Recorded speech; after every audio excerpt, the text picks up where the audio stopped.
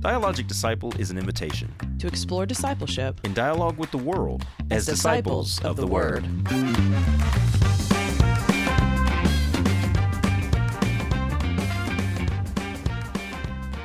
Hello and welcome to another episode of the Dialogic Disciple Podcast. My name is James Johnson. I'm here with my co-host, Elizabeth Shaby. Elizabeth. We have a first-time guest here in the studio today. Trey Hockman. Hello, hello. Trey, how are you doing today? I'm doing great. Thank you guys for having me on the show. This is really awesome. Trey is our brand new student ministry director. Yay. And I mean, besides the fact that you seem like a fabulous human being and dedicated, we are all just so grateful to have you here. Well, I am really cherishing this honeymoon phase of being, the new guy on staff, but everybody's been really awesome. And I really do feel like this is a great fit, so I'm having a good time. Well, that's good, because we're here to tell you the honeymoon is over. Good. The title of the episode is just The Other Shoe Drops. That's right. Sure. I'm ready for it.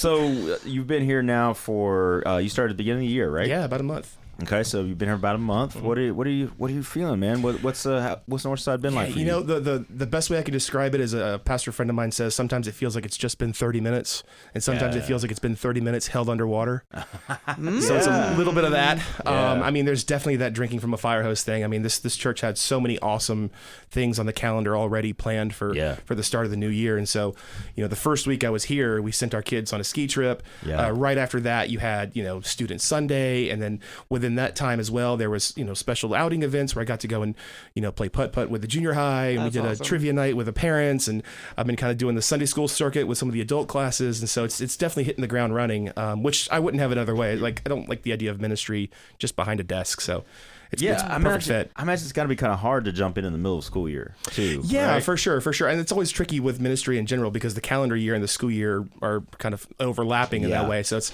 you don't really know when's the right launch season because you've got all this kind of Happy New Year stuff, but then it's not like the school year's actually in the middle of the year. Right, exactly. So it's kind of tricky with that. That is one of the big. I'll say my experience in working for the church, serving at the church for 20 years now, and I'll say that is the one thing that seems to keep coming back and back and back is the beginning of the year in August, or is it in January?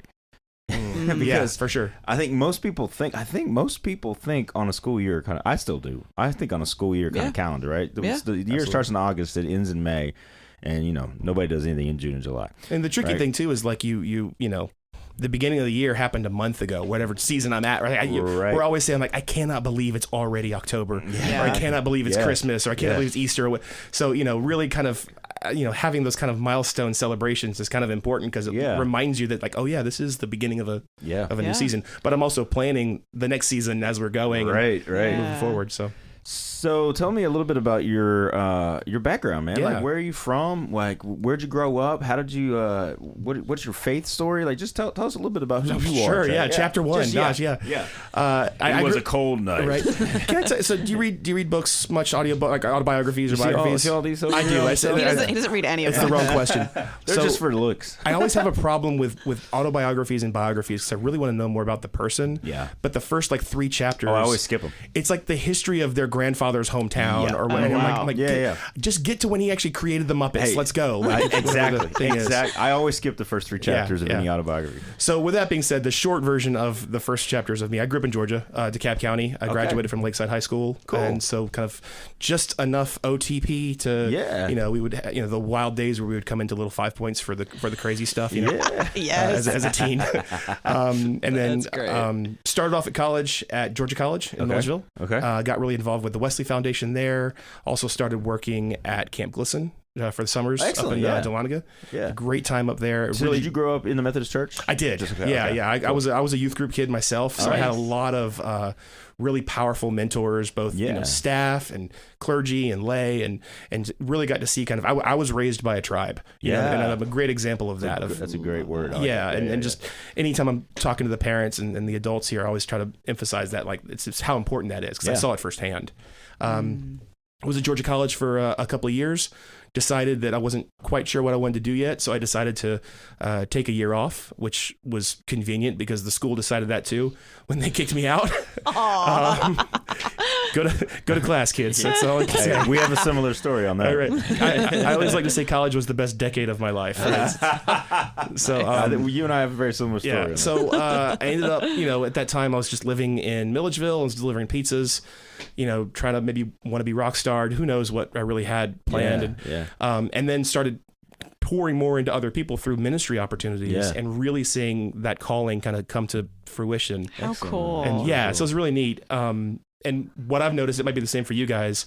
In my experience, just saying yes to God doesn't mean you're going to get all the details. So I didn't know if it was going to be, pastoral ministry or, I was really involved with Wesley. Does that mean I'm going to do collegiate ministry or what? And so through some recommendations, ended up transferring to LaGrange College. Okay. And got my bachelor's there because it was kind of a good, if you ever think you might want to go to seminary, that's a great kind of pre-seminary education. You're reading I've heard that before too, you're reading the same kind of books. You're doing, it's a very small version of it, but it's a nice kind of intro to that culture. And then, being that decade-long college student, decided I wanted to get a little bit more real-world experience, and so started working in youth ministry. First church I ever worked at was actually right around the corner here in Buckhead at St. James. Okay. UMC. I was there for a number of years, loved that. And then just was working at different churches in the conference for, now it's been 20-something years, I guess now. Something crazy like that since I first started doing ministry stuff. And I've had a chance to work in all different kind of roles, both behind the scenes with kind of graphics and video production and, kind of front of house stuff and worship ministry stuff, worked with children, worked with youth, with adults. And so I think the biggest thing for me is just that relationship building that happens when you can kind of plant roots at a church. And so that's the thing I'm looking forward to the most now, for sure. Awesome. That's awesome. I want to go back a quick second to something you just said. Saying yes to God doesn't, how did you put it? You said you don't get all the details. You don't get all the details. For sure. That hits home for me, for sure, because I'm in that process of I have found that God does not show you all of the things beyond really just, the very next step. Absolutely. And it is, as you were talking, I was thinking, what a testament to, I think, God and Jesus are always trying to teach us to be in the present moment, to be mindful and to be aware and to just be where your feet are. I feel like I hear that message a lot. And so that I never thought about that as a testament to that, that concept, right? God's not gonna, it's not about what's going to happen 10 years down the road. It's about what you're doing right now to serve God and to be in this life that you have been given. Yeah. And then also in the sense of how we grow. God's going to keep growing you. And so there's no point in saying yes or no to something, a week from now, 3 weeks from now, 3 years from now, 10 years from now, right? Sure. God's worried and paying attention to and concerned with who you are right now. Yeah. And it's going to keep growing you and you'll be something different later. But the point is to say yes to God right now. Absolutely. And thank you for that. That was cool. You're welcome. How cool is that also for us to teach that lesson to these students? Yeah. I mean, middle schoolers are already being asked where they want to go to college. They're already, God forbid you do, student athletics of any kind.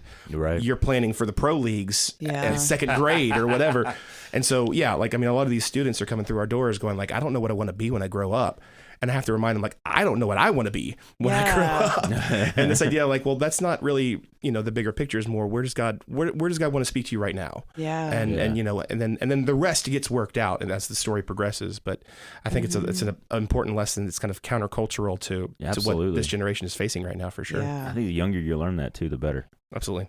So on the note of teenagers, I'm curious, what is it like to get to know teenagers? Because, you're coming in, youth pastor, right? You presumably don't know these kids. For sure. Yeah. What is it like to try and get to know these people? Unlock the mystery. Yeah. Right.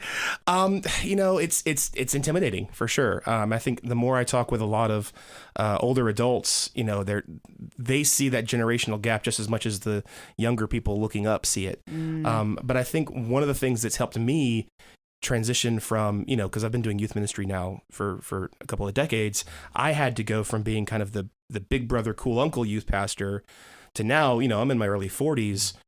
That won't fly. I'm the kid sitting backwards in a chair being let's rap, hey, young people, you want to talk about doing alcohol? It doesn't work. And so I'm not the big brother, cool uncle youth, I'm more the dad youth pastor. Yeah. But what I've noticed that was consistent with each generation of teenager that I've worked with is the response to sincerity. I think if you are genuinely engaged with somebody, they read that. And I think that teenagers have just in general, from generation to generation, a natural ability to smell BS. You can censor that if you need to. No, apologize no, that's good. No. But like, I think that teenagers, and I think also this generation especially more than in the past, they vote with their feet. And if they're not smelling an authentic connection with you, they let you know by not being there the next week. And so for me, it's just a matter of, making sure that I'm in a place where I'm being genuine about my faith, making sure that I'm being spiritually fed, making sure that I'm practicing what I'm preaching. And then my hope is that manifests in the conversations that I have with teenagers. And then the other thing is just remembering the things that they say and engaging with them. Just like any other good relationship, any other good dialogue. If you tell me your life story and then the next week I forget your name, right. That's a loss, right? Right. So there's definitely a lot of, kind of, mental tricks you have to do to remember things like that so that you can get to the point of relationships. Yeah. The other thing I've noticed is I typically like to create as many different programming and ministry opportunities as I can, not because I think programming is key in ministry, but I think that it's those moments in between the moments that create those genuine relationships. So, the idea that, we're going to put a lot of effort into planning this retreat, but it's when, the car ride there, that's when I actually get that bonding moment with you and that kind of thing. So I think just creating as many opportunities for relationship as possible is helpful. And then it also just takes a little bit of, getting out of your own comfort zone. Most people are really concerned with what everyone thinks of them. Yeah. And when in truth, the people that they're talking to are concerned about what those people think of themselves, so that kind of idea. Right. And so just kind of getting out of my own head about that and just, I'm a leap before you look kind of person anyways. And the other thing is just from my GLSEN training, I will happily be the doofiest person in the room. I have no problem with that. If anything, it's going to make you be able to put your guard down to go, look, if you're concerned about what people think about you, if you're concerned about how you may look or you may look silly or awkward or whatever, I will be the rodeo clown to your insecurities, hands down. And it's just the idea of like, I will happily be the one that, you're not going to look like you're the lamest person in the room. I've got, an office full of Star Wars toys. Game on. That reminds me of a scene from a movie. You might be familiar with this movie. You might be too. Billy Madison, right? Yeah. You remember Billy Madison? Mm-hmm. And as the adult discipleship director at Northside Church, I can't suggest that anybody watch that movie. However, from my past life, I did watch it, and there's a great scene in that movie where Billy Madison is stuck in third grade. Again, for reasons I won't go into, but he's like on a school field trip with a bunch of third graders, and he's in the third grade, and one of the kids accidentally wets themselves, and he goes over and acts like he's wet himself, like he's put water on, and he's like, "You're not cool unless you pee your pants," and it just reminds me of like he's not afraid to be the doofiest guy, right? Like in order to save that kid's like.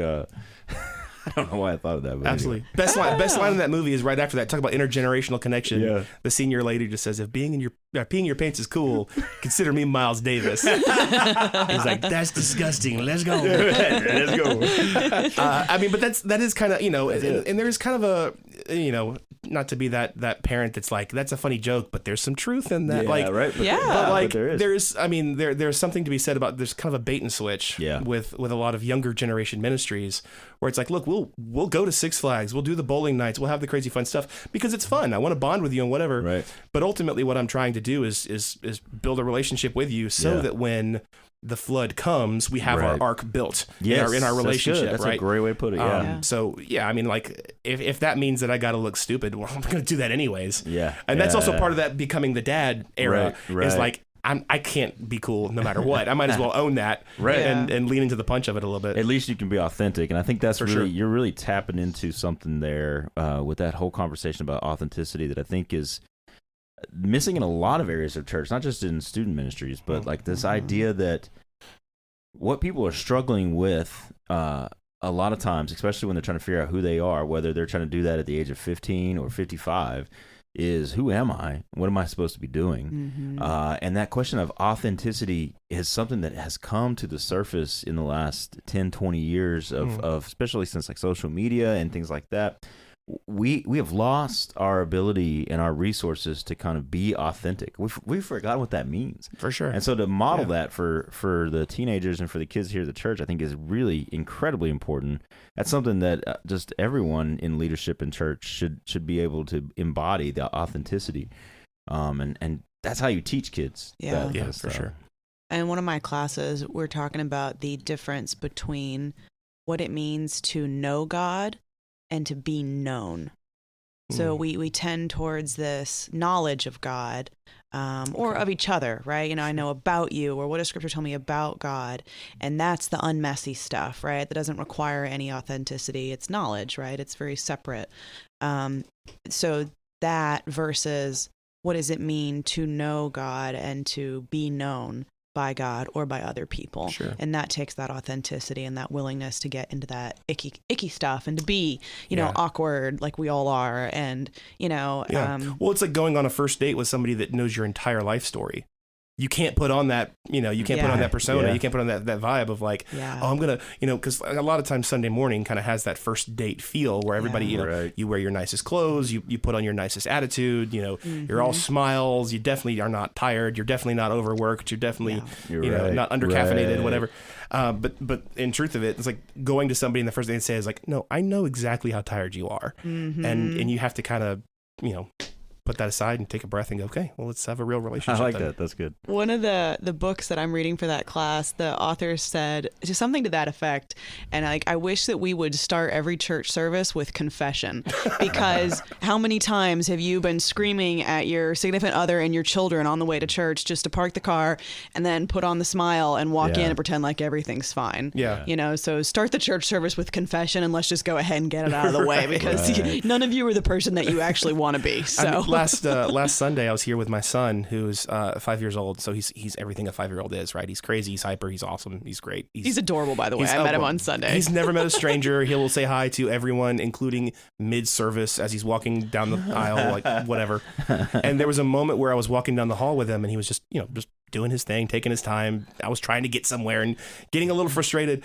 And there was another dad with a child about the same age coming towards me, and we both, when we made eye contact, kind of had this moment where we tensed up and kind of put on our fake smile and was like, good morning there, brother in Christ. And then like we both noticed our kids and went, okay, yeah, no, come on, let's go. And we kind of had this like, and I will say, I think that one of the things that really made me feel the most at home was seeing how the Sunday morning worship experience really caters towards those kind of families and those parents. Yes. It was such a relief to see like how children and young people are just a part of the worshiping community here at this church. It really, I mean, I was telling you this before we were talking earlier today, and I said, you always want to work for a church where you would attend.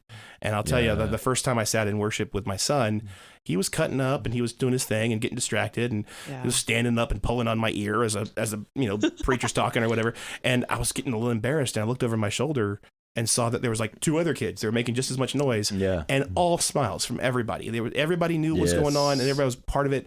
The pastoral staff, it didn't break them. They didn't get uncomfortable. And I remember going home, going like, if I visited at that church, I would insist that we come back next week. It is absolutely for that reason. I love that we do that here. That's awesome. That is really cool. I mean, we've talked about that on this podcast many times before, like the intentionality that we had as a staff to try and create that experience. So it is really cool to hear from you just got here. You've not been part of those conversations. So for you to get here and actually experience that thing that we've been working towards, that means a lot. That's super exciting. Can I ask about that process? Like, what was the like? I mean, just tell me what episode number to go back and listen to. Yeah, right. No, this is it's a conversation that began many years ago, maybe 7 or 8 years ago, when we used to have a children's church where the children would leave the service, and we started talking. A group of us. Actually, I think it was on a staff retreat. So we planted the seed, and then we kind of just kept talking about it, and then when the pandemic happened, I think it was. Man, did we make the decision before the pandemic? It's been within the last few years. Yeah. We finally just made the decision that we want kids in the service. One of the things that Dr. Bill really pushed is that, we have a whole generation of kids who are growing up that don't know what worship is. And I remember when I was a kid growing up in the church, I was forced to go to church. Right. I mean, I loved it. It was great. but every time the church was open, and I grew up in a very kind of conservative tradition that was very much like you had a worship service on Sunday morning, but then also on Sunday night and on Wednesday night, and you went to all three. And and I remember being a kid, and I remember being in worship, and I remember how bored I was, but I also remember I absorbed so much. Like so much of what I believe now and who I am now came from me just like leaning down on the pew and coloring on a bulletin or whatever, just listening to what's going on around me. Yeah. And so we made that decision here at Northside, and I honestly think it's one of the best things we've ever done as far as our worship goes. Yeah. And it was a lot of, I think the worship times conversation was part of that, which, there's still people that are not super jazzed about changing worship times, but we said, it's important for families to worship together, and it's important to have Sunday school. Mm-hmm. And so let's make some difficult decisions and changes that will create that path for people. And so it was a process of like, what can we do to make the service more friendly for kids? Well, how can we say things? How can we act in ways that affirm, parents being there with the kids? Having the worship bags as a resource, making sure we're intentional about smiling at people when their kids are going nuts, as if to say, like, it's okay. Hey, it's okay. It really is okay. It's okay. Yeah. You got your back. You're more stressed out than any of us. Sure. It's okay. So. I love just another kind of example of being able to listen for those needs and fill them.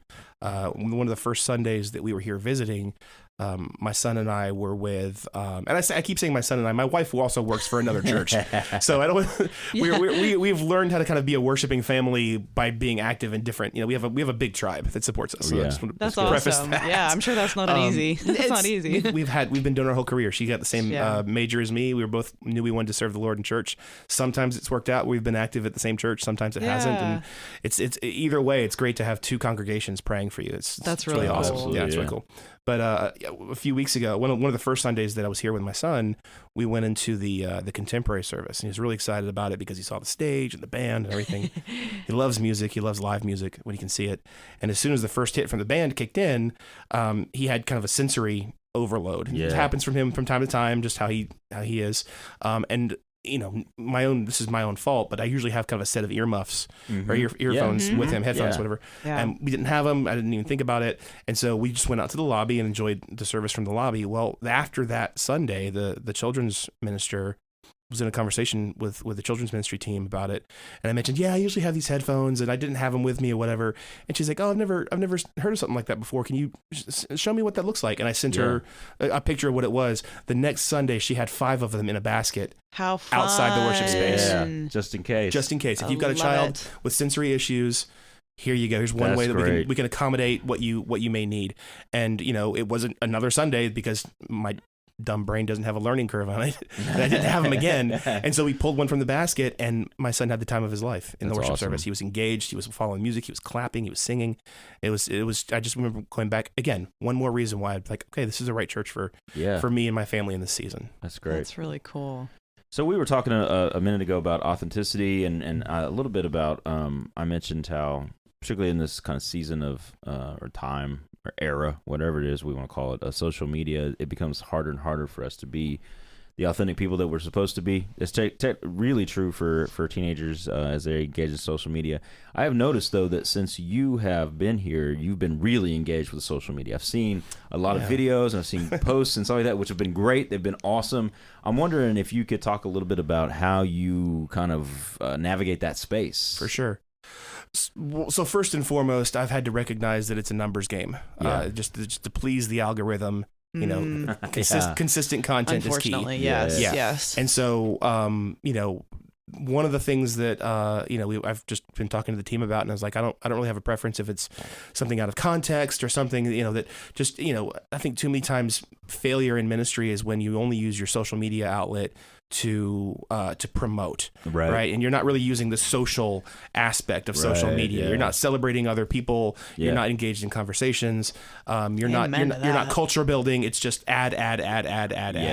And eventually, we eyes kind of glaze over it the same way they do when we're going down a highway and we see the billboards. Yes. Right. We eventually just tune out. I mean, think about how many texts, how many words you see per day, right? Yeah. So I'll probably forget about your chili cook-off or whatever the thing is, So the one thing was just consistent content that was also culture building. Yeah. And the other thing too, we this is even just in general with ministry. Years ago, when I was working for a church plant up in Gwinnett County, we did a lot of kind of demographic research and Barna studies and things like that. And one of the things that it said was more modern families now, I forget the percentage number, but it basically said the average American family identifies themselves as a active church-going family if they attend worship once a month. Yeah. Oh, wow. Totally different than what you were saying earlier with, this the 3 times a week, and if you missed one of them, you feel guilty. You're right? Inactive. Families have. Should we move you from the role? Right. You Did missed something one time happen? worship. Yeah. But no, now it's just one. I mean, you got sports schedules, you got life. I mean, work. So what that had to teach me was that if they're only going to be there once a month, then that one time that they're here needs to be the level of care and intentionality of our best Sunday, of our best service, right? Yeah, I hate the phrase just another regular Sunday. That always bums me out because for somebody coming in that has a spiritual transformation, it wasn't just a regular Sunday, right? It was a Sunday they're going to mention in their testimony.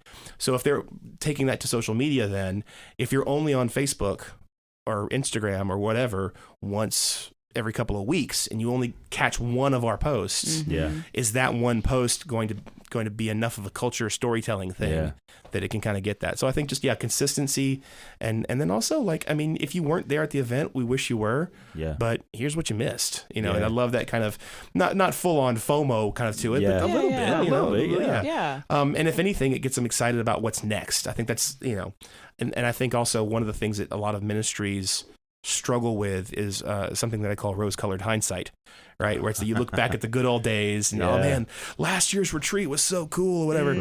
And so if you're constantly putting out content celebrating what you did last week, that nostalgia gets a little bit muddier because you're nostalgic about something that happened yesterday, right? So it doesn't, you're like, is it really nostalgia or is it just we do cool things? Right, yeah. I like that. So it's kind of that, that's really good. and then, just again, celebrating what's next, right? Yeah. And always kind of looking forward to whatever the next event is or the next thing is. Next way to celebrate. I really hear in the way that you're talking about stuff like this and the conversations we've had, it seems to me, and tell me if I'm wrong about this, but it feels like your kind of philosophy here is that you're not really competing with the other things that are happening in a youth's life. You're not really trying to compete with that. You're just trying to be here present for when that youth needs to be here, or when that youth needs you, or whenever that youth can be here. But you're not trying to I think a lot of youth ministry, I fell into this problem when I was doing youth ministry, is that I felt like I was trying to compete with, football, or I'm trying to compete with all the other social activities that are happening, and I'm trying to have the biggest tent in town so I can have the most fun carnival. And and then I think I lost a lot of, or definitely tended to get muddied in the message that I was trying to deliver. Yeah, I think that there's definitely a difference between competition and being countercultural. Yeah. And I think that, I think that's a really good question. It's a good way to put it. I think for me, and this is going to sound however it sounds, but I'm not really competitive with things that can't compete with me. and if we're talking about the big picture of spiritual formation, great that you're an athlete, but that has nothing to do with your spiritual life and the point that they conflict, right? They're competing because we have professional athletes that are devout Christians. We have professionals in the modern workplace that have an incredibly deep and strong faith. So instead of saying you can either be A or B, what we're trying to say is, well, no, the church can be a part of that. Your faith can be a part of that. And realistically, for some of these students, at most in 8 years, we're gonna lose them to the world. They're gonna go off and graduate and high school, or they're gonna leave high school and go to college, and have we equipped them enough so that they don't feel like it's either church or a social life or church, my faith or a girlfriend or, my faith or a job or, my spiritual disciplines or the basketball team. And so, ultimately the church needs to be a safe place that they can always return back to. And my hope is that we can also equip them, not necessarily, what to think, but a way to think. So that when they go out into the world or they do have a busy schedule, guess what? Parents are going to have busy schedules too. Adults are going to have busy schedules too. what does that look like as a disciple of Christ? Yeah. When you have a stressed schedule, when tragedy hits, when you're tired and you just don't feel like getting up and going to small group, you know, what does that look like? And so, yeah, I wouldn't necessarily say it's competitive, because I don't necessarily want to be that, anti that. Yeah. Because that's I think really good. a lot of churches try to fight that. You know, like, I wish they didn't have sports practice. Well, they do. And so get over it and be the church.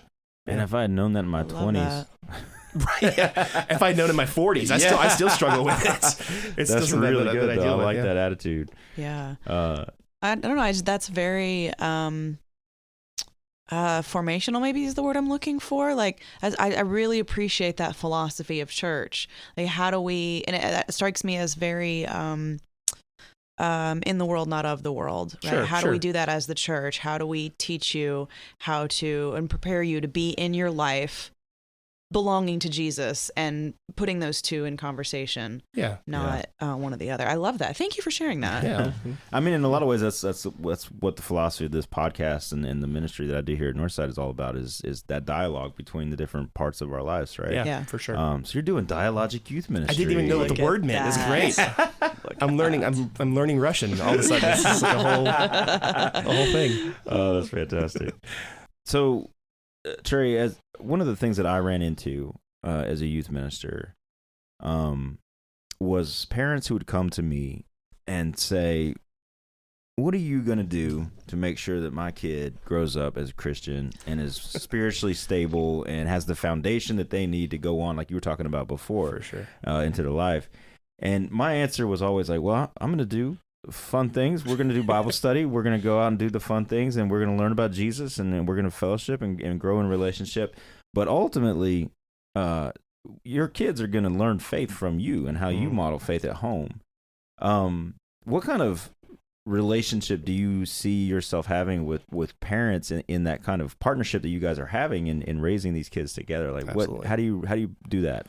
I mean, I definitely believe in a family-based youth ministry. I mean, absolutely, you hit the nail on the head. Like, just looking at the numbers, the 2 hours I get with them per week is nothing compared to the whatever hundreds that you do as a parent. One of the things I always like to tell parents, anytime if they go out of their way to talk to me about their child, whether it's a concern for a specific issue or just, you know, is there any way to be equipped, or this is going on, what do I do, or how, you know, whatever.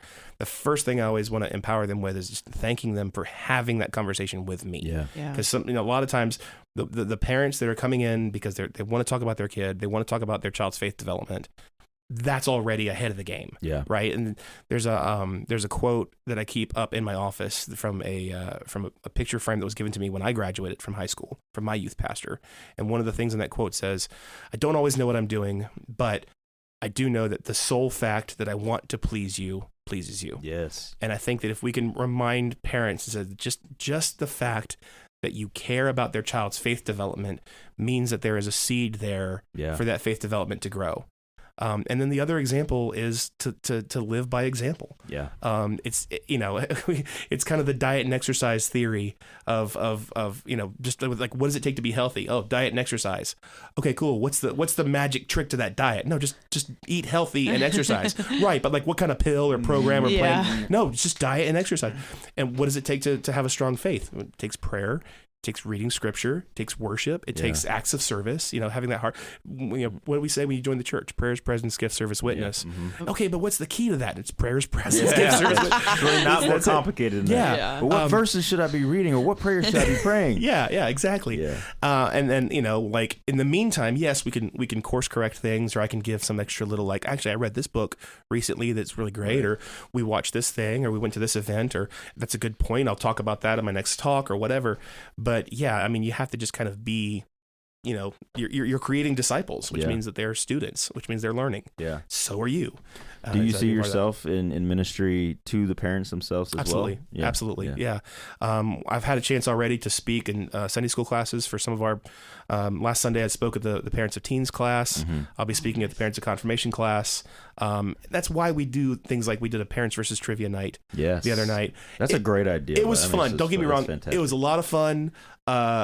Pastor Bill complained that there was not enough older generation questions. He wanted some boomer stuff in there. He said it was very 90s heavy, and my response was, well, when we do a grandparents versus youth trivia night. Right. Uh-huh. And I think my job security might have been a little shaky there.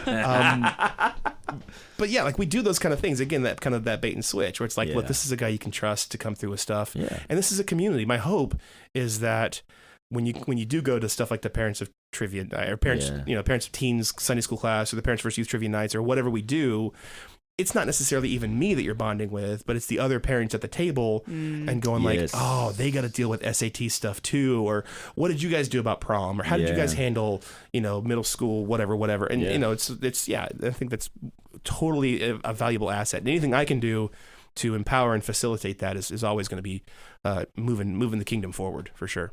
That's awesome. Yeah. That's a good answer. I approve of your answer. Well done. I did it. Well, Trey, I have to say, man, I have been a long believer in the idea that being the youth minister at a church is the hardest job in the church. It is a job that comes with the highest expectation, with a level of I don't know. I've always found it to be one of the more difficult jobs in the church. So I applaud you. I'm so glad that you were here. The way that you're talking about it and the spirit that you're bringing to Northside is fantastic, and we're really, really excited.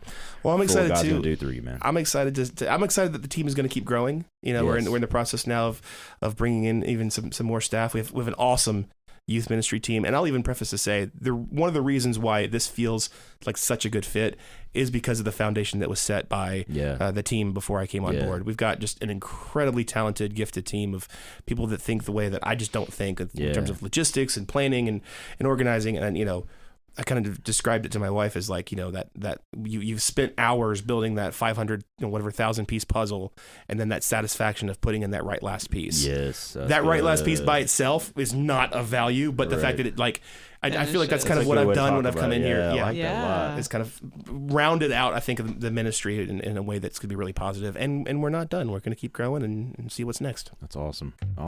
All right. Well, thank you so much for joining us today. And Elizabeth, thank you for being here. Guys, thanks for listening. And we will see you next week.